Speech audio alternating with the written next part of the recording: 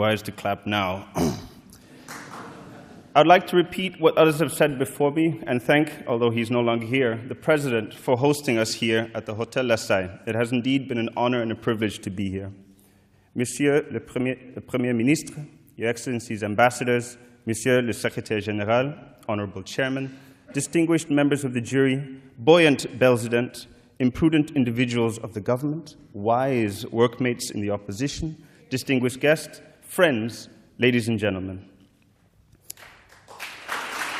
Don't all rush.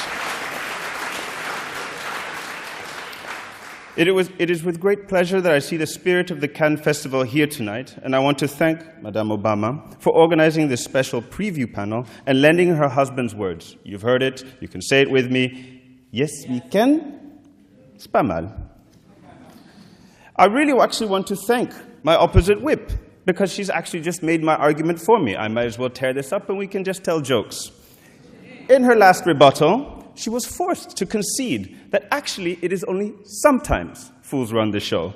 Couldn't quite handle Mandela, couldn't quite handle Gandhi. The rest of her team in government would have you believe otherwise, that fools do run the show. This we have rebutted, we have refuted, and we have rejected. I would not be surprised if at the end of tonight we'll see all of them with fish attached to the backs of their shoulders. Ladies and gentlemen, we have had three major points of contention tonight. First, over definitions, right? We agreed generally, but they kind of misplayed the professional gesture element of fools, and so their argumentation was limited. We agreed on the definition of the show, but they forgot about the idea of the show as a product. Again, a limited definition. And then we spoke about runs. And here, the government implies that this is the permanent state of affairs, where we have argued that, no, actually, it is just a temporary judgment. And without the benefit of hindsight, who are you to call a fool? We might all be fools. None of us might be fools. Point for information. Please do. You seem to imply that we couldn't recognize fools. How is this a definition of the word fool? Well, I'm tempted, and it would favor you to say a fool would recognize a fool. However, what I find remarkable is that your Prime Minister started out by outlining fools are remarkably unpredictable. They are crazy. They are elements of excitement. I've seen none of that in the government tonight. It's been remarkably predictable. It has been remarkably predictable, remarkably structured. I might even go as far as to say remarkably wise. I have enjoyed it. I have been entertained. I have not been convinced. As I said, I have been entertained. I have not been convinced. Someone else quoted Shakespeare earlier about all the world's a stage, and the men and women merely players. Merely players. They all have their exits and entrances, and one man in his time plays many parts. We can all play the fool. We can all run things. The two are not the same thing. The implication that fools run everything is absurd. For a collection of fools, again, it's remarkably predictable of you. No, thank you. Another element that I want to correct is this idea that political sciences are the study of fools. And indeed, we all chuckled, especially those of us at Sciences Po. But I ask, for those of you self-professed fools, those of you who self-identify as fools, surely you would be on that side of the table. How do you fail an entrance exam when you are the very thing you want to study? Perhaps this is why they... Yes? You said that you could play the fool in order to be in control. Does that prove that fools do run the show? No. The counter to that would be, how would a fool know when to play? If that is what you are, how do you switch it off? It takes a wise person to know when and when not to act a fool.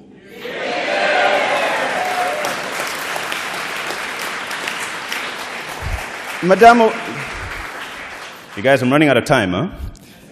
Madame Obama started by addressing these definitions and highlighted how limited the view from the government was. And always with the Trump. Always Trump. Is he just not an exception, therefore? And mind you, Does anyone in here dare call Putin a fool?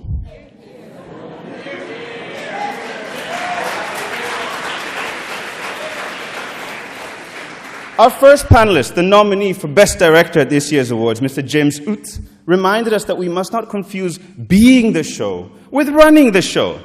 I have met Sir Rowan Atkinson, who we all know as Mr. Bean. He's a very wise and very capable man. Mr. Bean, however, is not. Perhaps the government took their advice from Mr. Bean rather than Sir Rowan Atkinson for tonight's debate. Personally, I would recommend them to visit Craggy Island. There's plenty of wisdom to be had there. But be warned, do not call Father Jack a fool.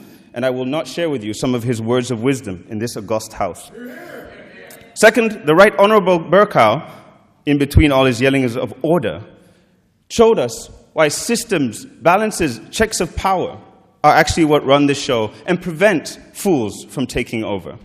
And our final speaker, bless her, nominated for Best Forgotten Actress, harsh if you ask me, she's gorgeous, is the symbol of France as Marianne, and reminds us it is actually ideals, it is values, it is principles that run the show. And as Shakespeare said, the rest of us are merely players.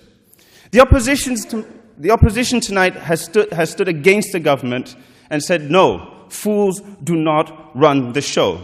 Could a wise man entertain? Of course. Look at Oscar Wilde. Very wise, very entertaining. Fools, as Marianne has alluded to, can only be assessed in hindsight with the benefit of judgment and evidence. This is why, on behalf of my peers of this esteemed panel, and I implore all of you here in the audience to reject tonight's motion. And I look forward to welcoming you all in May. Thank you.